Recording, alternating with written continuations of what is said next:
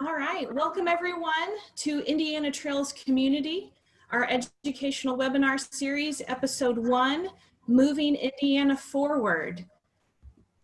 Our guests today are Logan Day. He is a consultant with Navigrade, and he's been a volunteer, a longtime volunteer with Indiana Trails Community and a citizen advocate for many, many years here in the central Indiana area. And we're very, very grateful to have him here with us today. Richard Vonnegut is our president and founder of Indiana Trails Community with over 30 years of trails experience nationally and within the state. We're also welcoming Damon Richards, Executive Director of Bike Indianapolis, keeping all of our cyclists safe and hopefully our motorists more educated here to help keep our cyclists safe in the central Indiana area. And I'm your moderator, Amanda Stevenson Holmes today. I'm a professor at Butler University College of Communication. I'm very passionate about transit, not only in central Indiana, but Indiana as a whole, as I'm sure all of you are. That's why you're joining us today. So Logan is actually going to kick us off and talk to us a little bit about how Coalition for Adequate Transportation and Better Transit Now came about. Absolutely. Well, thanks, Amanda, and thanks all of you for being here. It's a pleasure to be able to introduce you to this concept. So there are a number of us who were involved early on in the startup of this Coalition for Adequate Transportation, which is really kind of a reboot of an original group back in the 70s that formed to save what we now know as Indigo, but it was a private bus service back then. And real quickly, Amanda, are you going to be clicking through these slides? Are there a few more there? Awesome. Thank you. So yes, in 1971, Indianapolis and the greater metropolitan area was, they had a critical issue that was rarely recognized that all centered around public transportation. And it was that the private bus service at the time was facing bankruptcy and going to go out of business. And what ended up happening is that you had these various individuals and citizens that came together and formed this Coalition for Adequate Transportation that called out that problem and brought it to the forefront so that our legislators, both local and statewide, could get engaged actively in that problem and find a solution. And as you know, because we do have Indigo today, they were successful in doing that. Can you go to the next slide for me, please? Thank you. So today, we find ourselves in much the same situation. Whether you're looking at our interstate systems that are circumscribed around the capital city here, or that fan out from there, or even local streets. We all know more recently we had the pothole problem all throughout the state. There's issues that tie into a holistic view of transit and transportation throughout not only our state, but a lot of states in the Midwest. The Coalition for Better or for Adequate Transportation is looking to address through some of the problems and the community issues that we've been actively engaged in. So today we kind of brand that as Better Transit Now, because in the simplest form, that's what we are looking to achieve. So I have to admit, Amanda, this is a little bit blurry on my side, but I think I can recall everything from this slide. So about how we work, we're here to educate people and communities about the options and the opportunities that exist to create multimodal connections. We hope to achieve our policy goals by focusing on the ways that we can take these issues, activate and engage citizens, and bring these issues to the forefront of those people, those decision makers that can help bring about the solutions that we hope to achieve. We hope also to foster the relationships with our coalition and the community so that we can reach this shared vision of what transit, a holistic view of transit really is, that multimodal connectivity, and how that can be beneficial and impactful to our state. And then again, at the bottom there, it does mention that we're branding all of this under the Better Transit Now, and saying that that's what we're demanding. As citizens, we have a right to mobility, And we want to see that that is engaged through active, thorough policy making that involves citizen input and community and organizational input as well. So of course, we're looking for more transit options. And this just pulls some data, some information from a study that was done in the town of Fishers at the time. I believe it was completed in 2013. I'm not sure if you guys can all see the data, but the gist of it is if you look at the color sheet over there or that graph where this data is represented, the residents, and there were nearly 600 in Fishers that were polled at the time, they had a strong desire for everything from busways, walkways, railways to better connect Fishers to kind of the mothership of Indianapolis and help people be able to have stronger mobility options between the two places. So it was a very balanced mix, but walking and railways were actually a rail transit connection were both very strong at that time. And if you know anything about the more recent history, the Nickel Plate Corridor was one that was under strong consideration for the Green Line transit option that Indigo was, involved in, and that got pulled away because they decided to convert that over to a trail only. And that would be probably one of the prime examples of a piece of land that sits ready to serve multiple purposes. We strongly believe that that could have been developed as a combined use corridor where you had rail and walk and bike options. And so we don't want to see more corridors with that kind of potential being viewed at and approached myopically. And that's kind of what we want to do, take existing resources and new resources and combine them in the most holistic way for our citizens and our communities. And more. So without being able to read this, it's so pixelated on my end, I apologize. But this talks about anything from rail trails to trail towns to busways, light rail, bikeways. I mean, there are so many different forms of transportation that we can connect, whether it's local transportation, regional, or national transportation, because I can barely make out Amtrak long distance routes are there. Bicycle and pedestrian combined use walkways and bikeways, all of that can fit into this very balanced approach of connecting our communities from one end to the other with multiple ways to get from point A to B. So we look at ourselves as being this advocacy in action. The Coalition for Adequate Transportation seeks to actively advocate for better transportation policy decisions here in Indiana and our connections to other states. So we are committed to healthy communities, people, and goods that can move freely throughout our state. And that's what we hope to achieve with what we're doing. Thank you so much, Logan. That was a wonderful overview, background, give people background information who may not be familiar with the Coalition for Adequate Transportation and Better Transit Now. And next we welcome Richard Vonnegut, President and founder of Indiana Trails Community. And this is really an initiative out of Indiana Trails Community, Richard. And could you tell us a little bit about Indiana Trails Community and also why you picked up this initiative, why this became an initiative that we all need to be a part of, including Indiana Trails? Thank you, Amanda. Several things. One is Indiana Trails itself is a name that is something of an umbrella that covers 3 different groups.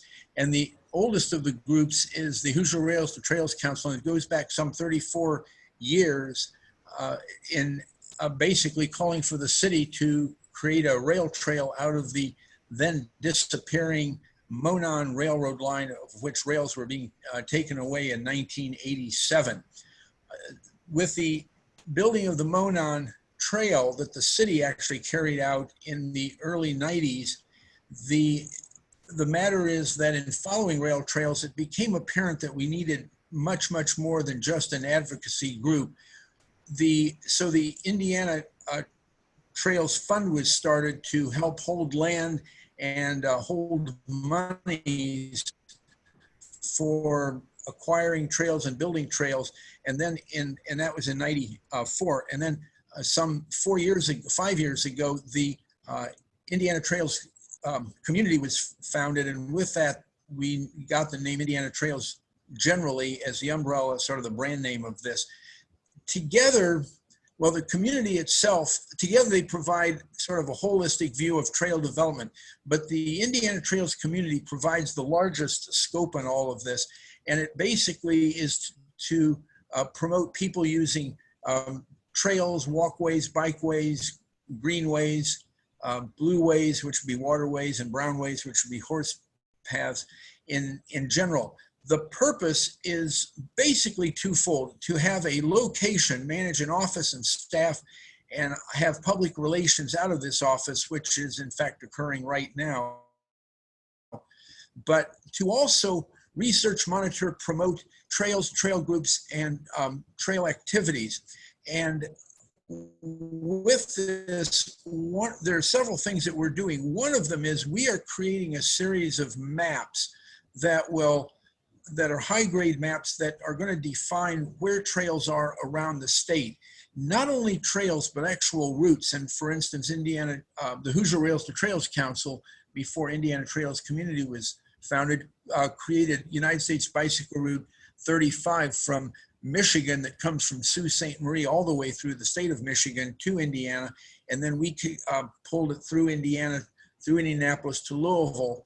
And we're going to begin working on a United States Bicycle Route 37. But the idea is to have trails that are off roads, routes that are on roads, or routes that are a combination of on and off roads, and to provide basically a way, the vision to encourage the state to become a trail state, and via people and activities. And if we can work with local communities and embellish our map structure, we can make Indiana, we think we can build Indiana to a state of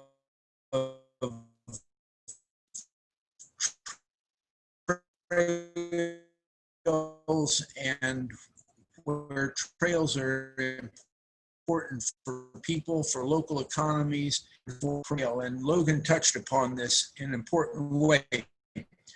We not only think of trails as being fun and recreation, but in that people will use trails to go to work, they will use trails to go to school, they will use trails and or streets to get to shop and to go other places. An example would be using the Monon to go north and south, but then getting on Broad Ripple Avenue and taking that route over to Glendale and buying items at Glendale or in the Broad Ripple Village area. Trails are not just recreation, they are transportation, but they're part of a transportation system, a network. So for instance, whenever you see a bus with a bicycle on it, you know that somebody's riding the bus and they used a bicycle to get to the bus, or they're using the bicycle to get from the bus. Ditto, if somebody has a car and a bicycle on it, they're moving the bicycle to use the bicycle at one place or another. So there's combinations of transportation there. To talk about trails just as a single unit is not very complete, and it's certainly not holistic, because trails will end, but typically they don't end exactly where you want to go. You need to walk or bike on a sidewalk or a side path or a lane in a road, or sometimes just a road, or sometimes your street to get to your house. Trails are spines. Some trails have branches, but typically other branches are needed. And to the extent that a trail can go to a bus location, a bus head, or some other shopping center, there's ways for transportation to be used in a lot of different ways. An example is Meyer on the east side has the Pensy Trail, but it also has a bus route there, and it also has driving and walking facilities. So the Meyer on the east side, it would be an example of multimodal. And where there's multimodal, the livability of a city or a community becomes stronger and stronger.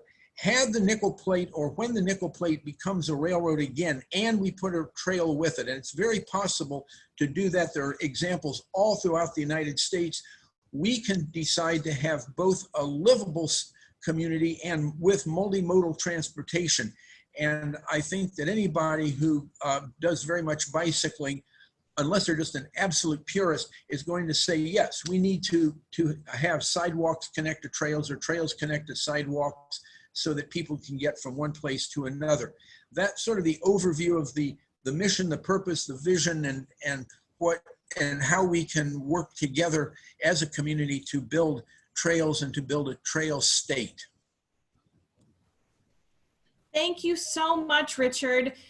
I don't know about all of you on the phone, but I can hear Richard's passion, 30 plus years of building trails, overseeing trails, and seeing their connection to transit and the community at large. Thank you so much, Richard. We're also welcoming Damon. So Damon, will tell us a little bit about Bike Indianapolis and how you got connected with this program, this initiative. Well, some of Richard's passion brought me into this initiative.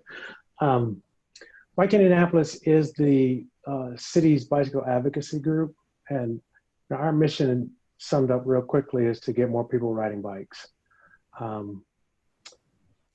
We believe in active transportation, and like Richard said, a well-connected communications network. And transportation, on any given day, we all use different modes of transportation. We get out of bed in the morning, and believe it or not, you pedestrian your way the faster. So it's not just one mode of transportation that is the best mode. It's a combination. It lets people have options. And sometimes they may want to bike, sometimes they may want to drive, sometimes they may want to take public transportation or a scooter or who knows what. But our network should allow for people to have those choices and do what they want. In order to make that happen, we need to have safer streets. And that's not just safer for cyclists, it's safer for everybody who uses the streets, including motorists.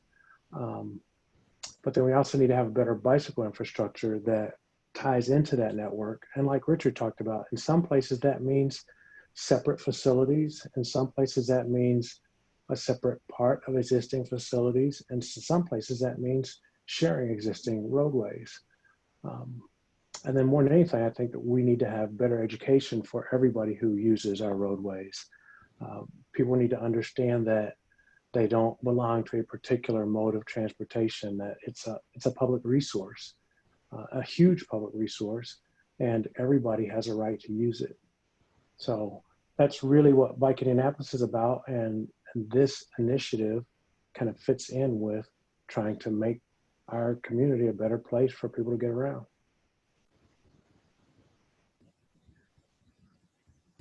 Thank you so much, Damon. Thank you for joining us. Thank you for joining this initiative. And we are now actually going to start the Q&A portion of the presentation. So if you again see, if you're the chat function down in the bottom of your screen, your Zoom screen has a little comment bubble that says chat. Feel free to drop in any questions that you may have for Logan, Richard, or Damon. We do have a few questions to get us started here. Logan, we're gonna go ahead and start with you. Could you tell us, think about 2 to 3 things that are adversely impacting transit in Indiana? I know it's hard to only get to 2 to 3, but 2 to 3 things that are adversely impacting transit in Indiana that are top of mind for you. Sure. Well, you're right. It's a little bit difficult to confine it to 2 or 3, but of course, I had spent quite a bit of time with a large team of people. I think I'd be remiss not to mention specifically the nickel plate corridor. I think that stood to be a shining example across the state of how we could be resourceful. And so, I won't belabor that point other than just to say, I think that always would stand on my list as one widely, in my view, one thing we could have done better that's really holding us back. Tied in with that is legislation right now that makes it difficult for communities, especially in the Indy and neighboring areas, to publicly fund at least light rail transportation. There is a prohibition against raising money for light rail. What most people don't realize, and that gets me really to my third point, is that there are other forms. I mean, commuter rail wouldn't actually fall under the same prohibition that light rail does. There's other ways to get around even the legal issues to make sure that we can holistically solve the problems of transit here. So in that particular case, although light rail, you can't raise public money for that through a referendum, you could do it for commuter rail or other types of transit systems. And that brings me to the third point, which is a lack of public, I'd say public will in some cases, although I think there are large portions, large sectors of different communities that would support this, but that ties in with a lack of widely available information, because we don't have too many active examples of the type of system that we really dream of here in Indiana. It's not tangible, it's not palpable for people right here, right now, to look somewhere just a community away and say that's how we should do it. Now, if you go a few states away, you can find that. I mean, there's states in New England, there's states on the far West Coast, and anywhere in between individually that do it well and do it right and are still exploring those options. But we have a lot of, shall I say, political inertia right now, even, that kind of prevents the exploration of some of these different forms of transportation. And I'm sorry, I'm going to throw a fourth one in there. Our DOT and other DOTs tend to be very highway centric. And so even though that's not the end all be all, when you're kind of your head department that oversees state highways and roadways isn't spending the type of time exploring multimodal transit, you just don't have the kind of, going back to public information, you don't have the information or the examples available for people to view. So those are some of the things: a lack of information, there's legal issues that stand in the way, and a highway-centric focus. I think those things hinder us a bit. Logan, all very valid points. Thank you for the fourth one. Your insight is always very helpful, and we appreciate it so much here. I'm going to ask a very similar question to Damon. Damon, 2 to 3 things that you would love to see changed from a transit perspective, especially for cyclists. Wow. There are lots. I think first I would start with better education, particularly in the active transportation modes. Walking and cycling aren't things that we think about teaching people to do. There is teaching how to ride a bike, getting the balance and getting moving. But I tell people all the time, it's like, without knowing much about you, I can tell you how you learn to ride a bike. Somebody who cares about you held onto the back of your seat and ran down the sidewalk, and then they let go. And after that, you were a bike rider. And so the rest of the education about how to ride and how to share the road and how to be safe on the road is left for you to figure out on your own almost. That needs to be done better. By the same token, people learn how to drive, but the part of learning to drive that deals with other modes of transportation is pretty limited. So you may get really good at how to drive your car, but you don't learn how to drive your car and share the road with other types of vehicles. So education could go a long way. And I think it's really important that in that education, we teach that the roads are for everybody. Our central Indiana is very automobile centric, and motorists often think that the roads were built for them and that everybody else is freeloading, and that's really not the case.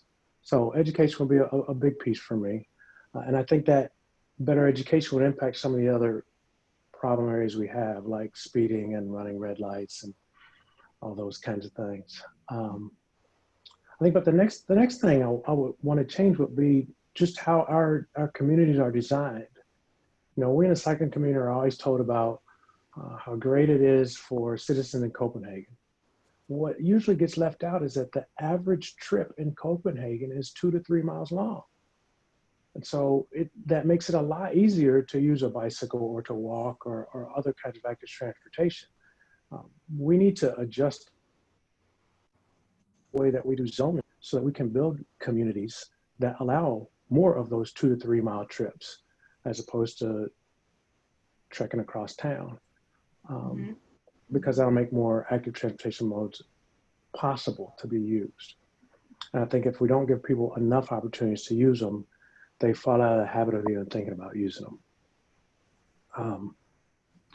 And then finally, I think that we in the transportation community need to change our narrative around active transportation.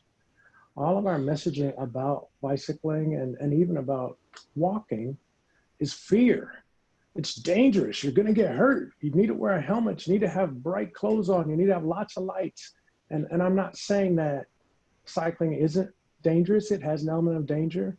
But a lot of things we do have those elements of danger, and we don't lead with the danger involved when we talk about them. I think that we need to do a better job of talking about some of the great things about active transportation. You know, being outdoors is good for your mental health. Moving under your own power is good for your physical health. And we need to also send a message that you don't have to be Lance Armstrong and Lycra to go out and ride your bike. You know, it's okay to ride your bike at 6 miles an hour or 8 miles an hour and enjoy it. And I think that that's a message that we miss, and we need to work on that as well as the other things. Damon, I appreciate your Lance Armstrong comment. I am definitely not a Lance Armstrong.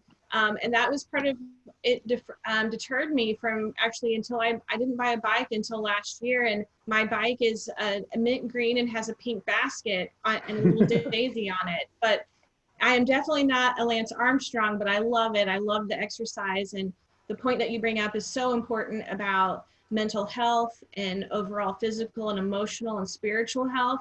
So much is needed, especially right now when we're all kind of closed indoors and closed off from each other, to get outside and get on those cycles and to get on those trails.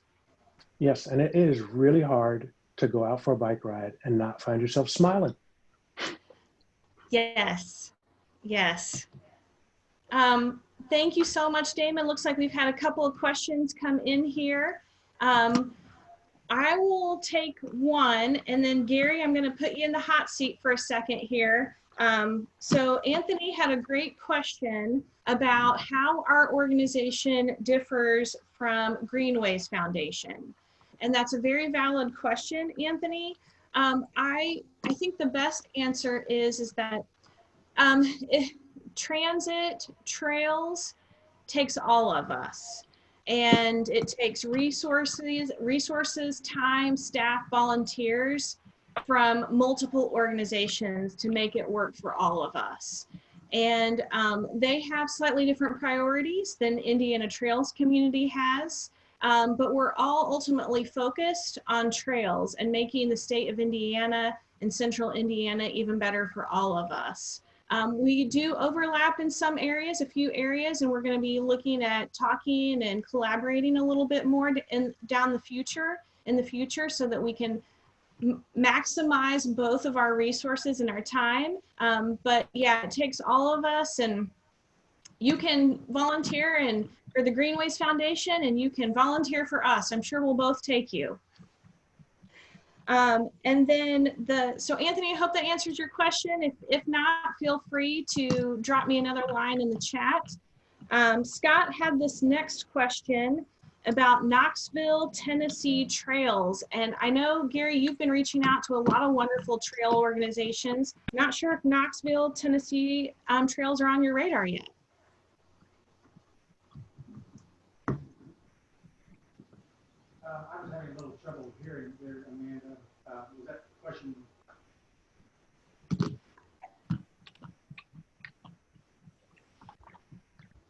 Gary, so I think Gary just came off of mute. I could hear him in the other room, everybody. So Gary, I know you've been meeting with Missouri Bike Ped Federation and Ride, Illinois. The question from Scott is if we've reached out and connected with Knoxville, Tennessee trails yet, and if not, maybe we'll see what's on our radar.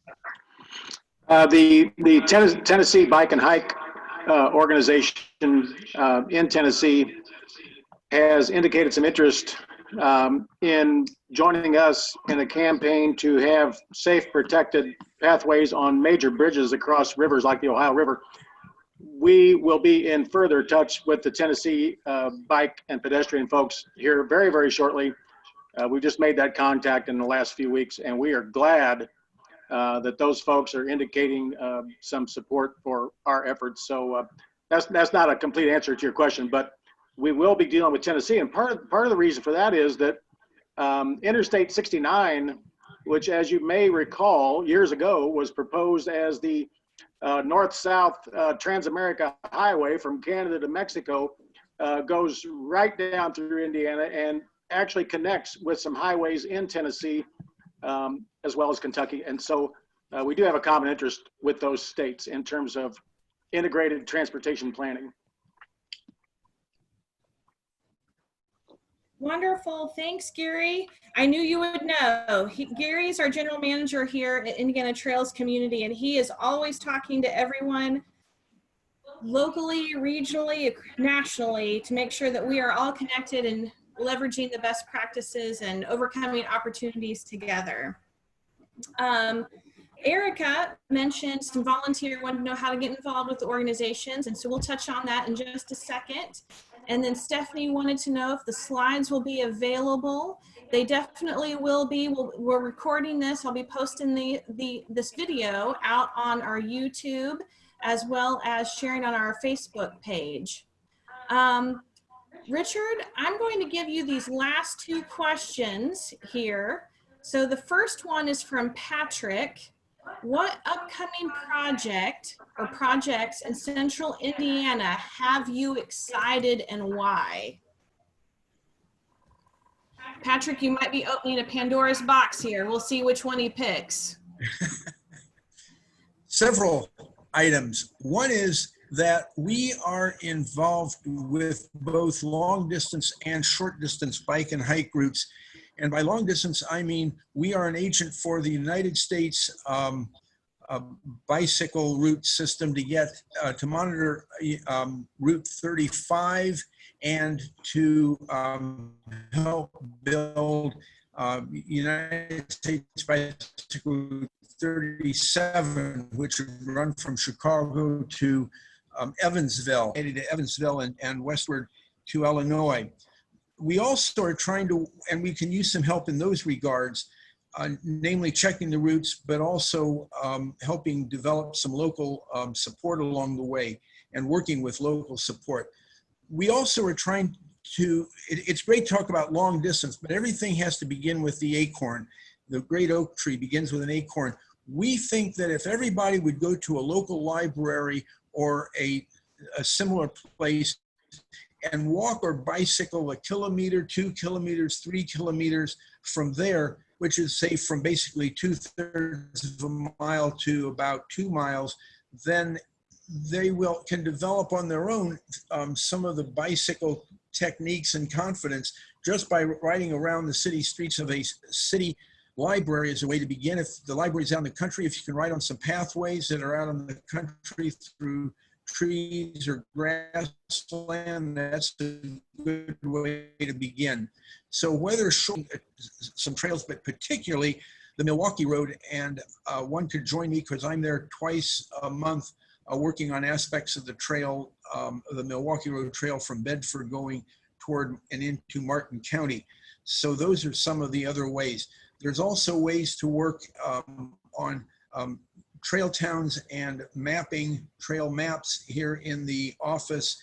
And there's a number of other features and functions in the office that are all office oriented, from bookkeeping to mapping to any number of different office matters. There's certainly ways to get out and about and to try communities. One would be just to get out in communities or on the trails and let us know what you find about trails and keep in contact with local people. It's easy for us to stay in the office and say we're busy here. It's hard to get out on trails.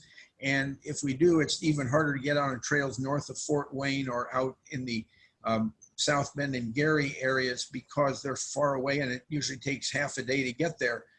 But, and certainly Evansville and the Louisville areas have trails and we need to explore them. There are many different groups around the state. Connecting with bicycle groups and hiking groups and trail groups around the state is important. And one of our bigger ones that that Gary is very much involved in, he's sort of our spearhead, is that INDOT and Kentucky are planning on building a bridge across the Ohio River between Evansville and Henderson, but they are willfully not building a bike or a separated and protected bike or walking path. And by separated, I mean separated from traffic. So it would be a sidewalk, but protected in that there would be railings on both sides, because wind will blow a bicyclist or a hiker into traffic if you're or from. And right now, INDOT is planning to relegate hiking and bicycling to basically the white line of a bridge, and that's not really livable space at all. We think INDOT is being somewhere between irresponsible and malfeasant, and we want to see that change. We can certainly use help. Gary could use help with advocacy. We want to get Evansville, Henderson, the state of Indiana, the state of Kentucky, all on our side to get a separated and protected bike and hike lane across that bridge, as are separated pathways from Madison to Milton, from East Louisville across, and the, of course, famous Big Four Bridge in downtown Louisville. So there's a lot of examples on the Ohio River. We're befuddled by why INDOT would not include hiking and bicycling safe facilities, but they're not. And we need to change not only INDOT, but the governor. President Bush 41 in December, almost 29 years ago, signed the first bill to recognize bicycle and hiking in the United States, and why almost 30 years later, we have to basically create the wheel for INDOT is sad, pathetic, and irresponsible on the part of INDOT. So there's a lot of different ways we can use volunteers, whether out on trails, whether by yourself, working with others, and exploring trails here at the office. And that's just the beginning. Contact us. You can contact me at trails@indianatrails.com. That's trails, one word plural, at Indianatrails, one word plural.com. Amanda. Thanks, Richard. We have one last question here. So I think this is a great question. I think it's from Celeste, if I remember correctly. So Celeste, you were asking what we were doing to help connect, what was going on to help the surrounding counties with, so I'm getting an echo here. I hope it's not picking up on the recording. So we're asking what's going on with the surrounding counties and Marion County, and we are working with Indy MPO and Indy Hub and Indy Gateway and Health by Design to have conversations with others to help continue transit in the donut counties in and around Marion County. I think someone muted, probably someone, so thank you so much for that. I appreciate that. Thank you, Stephanie. Hopefully I think someone went on mute so we could stop the echo. So I apologize for that. Celeste, any great question about beyond the Monon, what efforts are moving forward to connect Marion County with surrounding counties. We are continuing to have those conversations with those organizations that I mentioned, Indy MPO, Health by Design, Indy Hub, Indy Gateway. So please watch our social media pages as we continue to make that outreach here through the counties. To close up here, I know we have about 4 minutes left. Great questions about how you can get involved. And we have some ways here that we want to share. So how to join the coalition and how to get involved. The first one is please follow us on social. Our websites are indianatrails.com, bikeindianapolis.org, bettertransit.now.com, and these are our social handles. We're at Indiana Trails on Facebook. Bike Indianapolis is on Twitter and Facebook at Bike Indianapolis, and then on Twitter at Bike Indianapolis. And then Facebook, BTN Indiana. Please follow us, share our social, help us get our word and our communications out. We will have future webinars. Next month, we are doing Rail with Trail and Rail Trail Opportunities with author of Chicago Transit Hikes, Lindsay Welbers. And Gary Davis will be front and center on that educational webinar next month. So please join us for that. They're already scheduled on our Facebook page events. And then in October 20th, we'll continue our conversation about waterway bridges and bike pedestrian accommodations with David Simmons, Executive Director of Ride Illinois, and Gary. We plan to have a couple of additional speakers there. So again, watch Facebook to learn more about those.